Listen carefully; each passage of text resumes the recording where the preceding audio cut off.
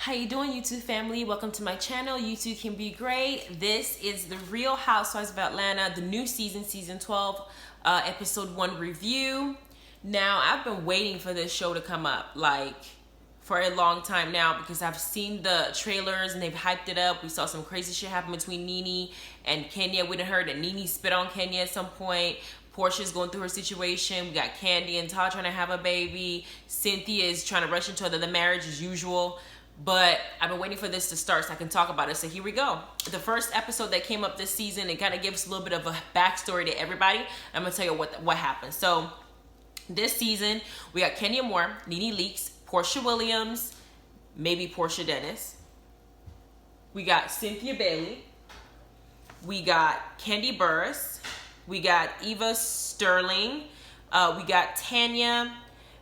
We don't have Shamari this season. Shamari I don't know what happened. They got rid of her. We got Marlo. Later on, we see her. She's the extra. She'll have a peach. And we got Shamia back. We're going to see a little bit more of her as the season goes by. But okay, scene 1, we got Kenya's marriage discussion. And she's talking about how she and Marc are not really, they've been married, but they don't really engage with each other in the same state or in the same city. She's working here in Atlanta. He's somewhere else trying to keep his business going, and it kind of takes away from their marriage and what they're trying to do. So that becomes an issue to where Kenya and Marc are kind of married but doing separate things. With her trying to do all this stuff with Brooklyn, it creates a little bit of a problem between the two of them. So I think that's going to be something that's going to be discussed throughout the season. Maybe what led through their divorce, because we already know they're going through their divorce. We don't know if they're going to keep their marriage together, but this is something we heard about, so we're not sure. And the next thing we'll talk about is we got Porsha and Pilar waking up, or Porsha waking up with Pilar, but Dennis is not there.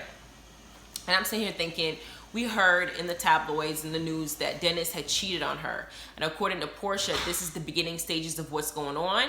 And what happened was he cheated on her based on her looking through his phone and finding something in his phone that she didn't like, or something that maybe gave him away that he's talking to other females, or he must have done something with that female. We don't know who the female is yet, but he's gone. He's been gone for about 5 days, and Portia's really going through it because she didn't have this baby, and she found out that this man that she's supposed to be engaged to was fucking around on her while she was pregnant with his child, and her first and only child that she's ever had, that she's been waiting for this whole time. And so she's dealing with a lot. Her mom comes into the room trying to discuss things with her. Now, you know that when you're in a relationship with somebody trying to build a marriage, you don't want your family to look at that person in a horrible light. You don't want them to look at them and think, oh my gosh, who's my daughter marrying? Who's my son marrying? So she's trying to still protect his image by not involving him so much into the details as to what happened. And I feel like I respect Porsha for doing that. She understands that. However, I feel bad because her family's watching her go through this, and they don't know how to help her because she's heartbroken. So we move on to scene 2. We got Ace is now 3 years old. Ace is Kandi and Todd's son. He's 3 years old, and he's wanting to play soccer. And he's making sure he tells his father that he can play soccer better than him. Ace is adorable. But Kandi calls a lady called Shadina, and we flash back to Shadina. Shadina is the woman that she was talking to Dr. Jackie from Married to Medicine about wanting to have a surrogate to have a child. And it seems like they went ahead with it because Shadina is now pregnant, about 13 weeks, with their soon-to-be baby girl from her and Todd. And that they wanted twins, but I guess one of the embryos didn't work out. So they're waiting to have another child with her, and they're excited about it, even though Kandi's like, I'm not going to be able to enjoy being pregnant. I'm not going to enjoy the first movement in her stomach. I'm not going to enjoy the first everything that somebody who's carrying a child would normally enjoy. However, she's happy that this is an option because Todd is letting her know, a lot back then, when people wanted kids, if they can't have kids, that was it. Now you have the option of being a surrogate because of technology. You need to be happy about that. And I feel like she needs to be as well. Not look at this as the glass half empty. Look at it as half full and work through that. So we got scene 3. We have Eva and Michael, her husband Michael, are having baby number 3, baby number 2 between them, but 3 kids total, because Eva had a kid with her first dude. And she's due in 3 months, and they're looking for another house, not the temporary fix that they normally have. And I guess the deal is she finds the house, and she finds whatever the hell she wants in the house, and then she's going to tell them to come check it out. They also took this moment to do a little bit of damage control.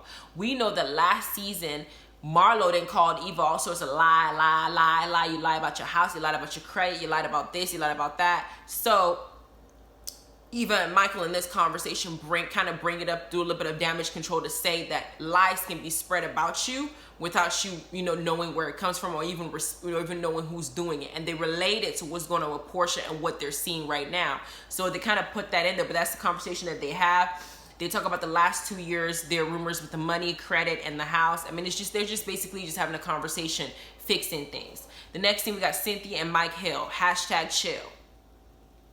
Now, Cynthia is working on my damn nerves because I feel like, as much as I'm happy for Cynthia for finding the love that she feels like she's been wanting, I know that she's found it several times prior to meeting Mike. And I feel like they've been together for only 1 year and they're in the honeymoon phase right now. When you're initially meet somebody for the first time, there's that feistiness, there's that joy, there's that, let's sleep with each other every 2 seconds, let's just get it in. That phase is what's going on. And it seems like when Cynthia is in love in that phase, she wanted to rush to do everything. Now she's telling Mike about what kind of ring she wants. She's over here looking at wedding dresses. The man hadn't even asked her to marry him yet. She's trying to take away from the entire process, wanting to jump into something else. I feel like she's too anxious and she's irritating the fuck out of me because she's going way too overboard. Take your time, let things happen at its own speed. She's not doing that. She's just rushing into the situation and saying, we've been serious for 1 year. I'm thinking marriage, let's do that. I mean, it's kind of annoying the hell out of me the way that she's approaching it. But they also bring up the same living situation that Kenya was having, which is what, one of the issues is causing them to go through divorce right now, is that Mike works in his businesses and his projects has him in LA more, and she has her businesses in Atlanta.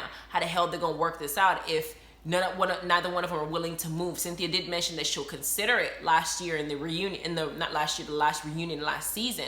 However, now that they're talking about marriage, the topic's coming up and they're still trying to figure it out. So I feel like there's a lot that they need to iron out first before marriage comes into play, because I feel like it's still new. They haven't gotten to the point where they've had that relationship time in to where they can really see each other's flaws and really work through it. Cynthia was Peter for a few years, and the parents already said, her mama said, this is not gonna work. And she'd been married prior to that, or she was in a relationship prior to that. She got a kid by Leon. She loves the idea of being in love, and she doesn't really factor in what it takes to build longevity. She's 52 years old, I get it. She feels like, I'm already old enough, I don't need to wait and go out through this processes. However, when you've been married for how many times you're going into this marriage again, at this point it don't matter. Stay in the relationship, and if it's happy, if it ain't broke, don't fix it. Work with what you have. But I feel like she's rushing it. That's just my opinion, and I'm not changing it. The next scene, Cynthia's meeting up with her sister Mallory at the Bailey wine cellar. She now has a Bailey wine cellar where she sells wine and stuff. It's in the name. And she's put Mallory as her manager. Kenya arrives with baby Brooklyn and comes into the group. They discuss Nene and Kenya's beef from when Cynthia was supposedly had invited Kenya to the party last season, and Nene made this huge deal, being pissed off that Kenya came to the party and Cynthia didn't have the courtesy to let her know that the friend that she's having a beef with is coming there with her buffalo child in her belly. I felt like Nene was doing too much and she was up her ass. But Kenya takes this time to let us know, even though that she does some sneaky stuff, she let us know that there was a time when Kenya invited Walter. Y'all remember Walter, her fake ass husband? She invited Walter to her wedding, knowing the situation that was going on between him and Kenya. And when Kenya brought that up to her, Nene said that she didn't have to ask Kenya's permission to invite her to anything that she was doing. She didn't have to ask her permission to invite her into her wedding, or to give her permission to who she asked to come to her own event. That she doesn't owe Kenya that courtesy. But yet now we see Nene doing that backward situation where what she expects people to give for her is not what she's giving to them, because now she's being pissed off at Cynthia, saying Cynthia's a fake friend for not letting her know that Kenya is coming, but she didn't turn around and did the same thing a few years back. So it was like, it was a mess. But they brought that up. They also discussed Dennis and Porsha and what's going on. And I guess some bestiality came up, saying that we don't know if Dennis is fucking animals or fucking females or fucking his own self. Which is he screwing, because he out here doing the most. So they bring that up. And then they also talk about Cynthia's engagement coming up, and Kenya lets her know that she's thirsty, and she admits that she's thirsty. But the fact that people letting you know it's thirsty, trying to tell you that you're annoying the hell out of them. Slow your ass down and stop being this way. But here we go, scene 6. We have Porsha and Lauren. Lauren is Porsha's sister and their mama. They're at the house, and they're kind of worried about Porsha because apparently she had left the house, she had left the bed. She's basically in mourning because she done lost her relationship. She got a newborn baby, and she's thinking, oh my gosh, she may be a single parent now. And she's going through all that. So Lauren and all of them are kind of dealing with it.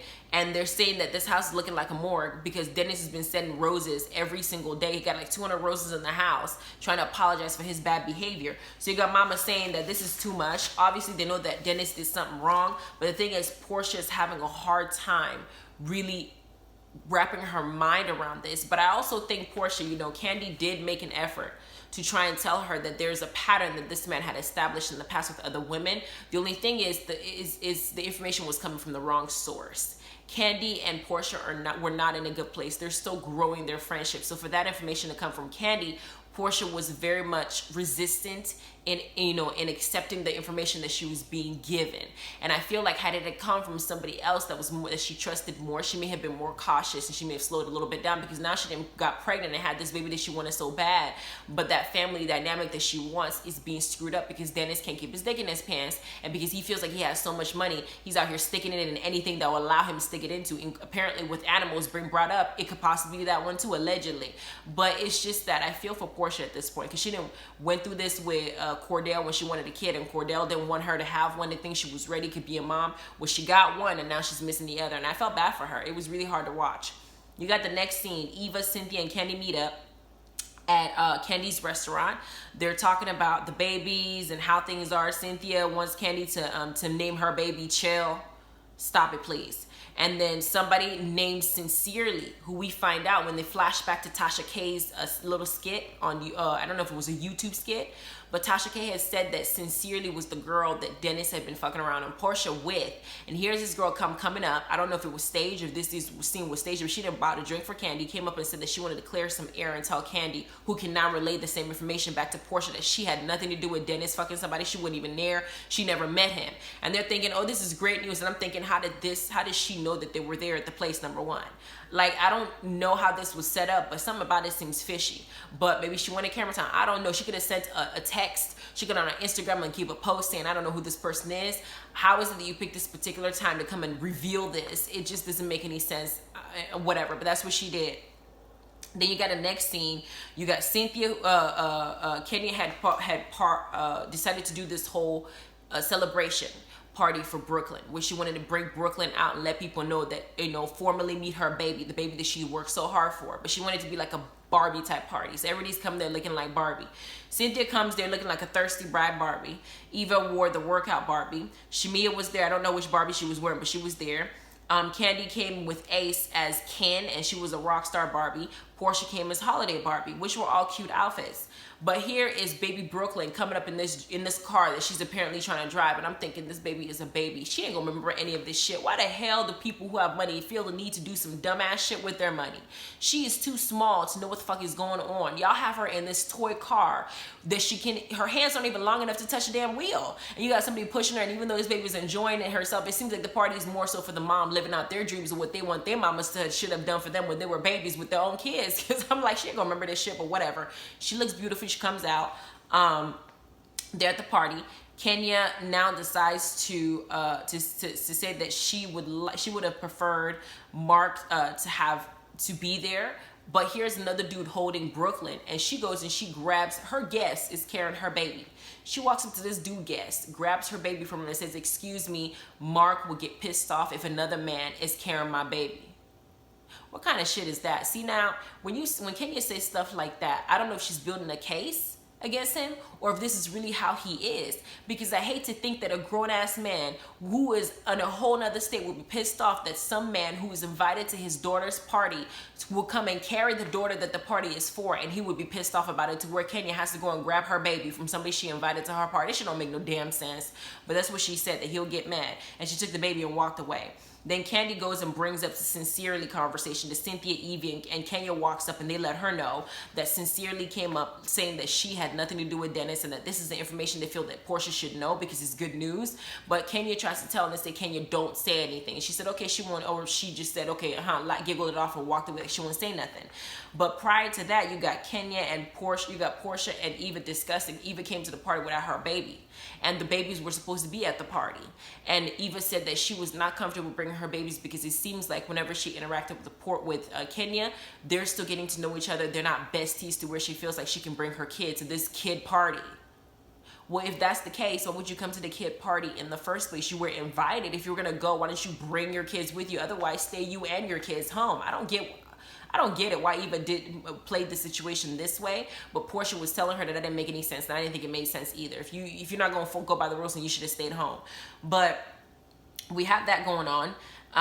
Kenya and Porsha decide to hang out later on. They're hanging out together with on a bed with their babies, talking about how they're happy that the relationship has gotten better. Kenya is kind of reviewing the past. 7 years ago, they started fighting, and they said, it takes a lot of energy to be pissed off at somebody. So they're trying to make things a little bit better between them, and I'm happy that they get along because both those girls are funny as hell. They're better as friends more so than they are as enemies, and I was happy to see that going on. But in the midst of that, Porsha decides to tell Kenya what happened with Eva and what Eva said about bringing her kids. Kenya clearly took offense to it. It was like something that don't need to be blown out of proportion, but here it is. Portia's bringing it up, so it is going to be blown out of proportion because Kenya's going to feel some type of way about it, and she's going to bring it to Eva, and it's going to cause a fight. We already know that through the trailer that they said you don't want to have a problem with me. She's like, you don't want to have a problem with me, but I guess this is going to be the problem they're going to have. It's going to just ricochet itself into something stupid and just petty and a mess. But Porsha brings that up and tells Kenya that she's going to bring her that tea. She feels like she needs to know. Then Kenya decides that she's going to now disclose to Porsha the sincerely situation, even though Kandi and Cynthia told her not to be the one who goes and discloses that information to Porsha because it is sensitive information. But Kenya says that she don't want that information to come out the wrong way. So she gets up, she goes to get Kandi, she goes to get Cynthia, and Shamia comes along. And they're like, why would you tell her? She said, well, she gave me some tea, so I'm going to give her tea back. And so it's like tea for tea. So they tell Porsha, sincerely, we met her. And she said that she was not the girl who had anything to do with Dennis. She was not fucking him. She was not doing nothing with him. And Porsha says that this is not good news to her because she, in the confessional now, says that she didn't want to talk about this situation. Is embarrassing for her because she knows the girl that Dennis had been fucking around on her with, and it was not sincerely. And she's well aware that this man didn't cheated on her while she was carrying her child. And it is something that is bothering her because she is having a hard time forgiving this man, and they're supposed to be engaged, and he didn't did this shit. So she knows it wasn't sincerely, but she does know who it is. So I'm like, I want to know who it is, but they ain't telling us right now. I don't know if they'll disclose that later on in the season or in the show, but it's not being talked about in this episode. So that was the introduction to season 12, episode 1. I thought it was an okay introduction. I thought it was, it was something that we needed to know because we've been seeing that as tabloids, and now we're going to see it play out. I'm looking at Kenya's marriage and kind of seeing these little things. The funny thing is I want to see Marc's side to see, kind of put 2 and 2 together. Right now I'm only seeing Kenya, and you got him missing the kid, Brooklyn's parties. You got him missing the home environment. You got him not answering his phone according to what we looked at. She called, he wasn't picking up his phone. Then you got her taking the baby because he'll get irritated if somebody's carrying his baby. I don't know what the hell that situation is, but something about that dynamics kind of is off. So I want to know more. Hopefully we get to see a little bit more give us more information as time goes by. I didn't see Nene at all this particular episode. She wasn't really the focal point because we got more from her later on. We didn't see Tanya, but I can't wait to see what's going to happen because, we saw the next on this season. They gave us a lot of tea that's going to happen. It's going to be crazy, and I'm here for it. So don't forget to like, subscribe, and ring the notification bell. I'm going to do a review on Marriage Medicine because that episode was a hot mess too. But go ahead and check it out, and, you guys have a good evening. Bye.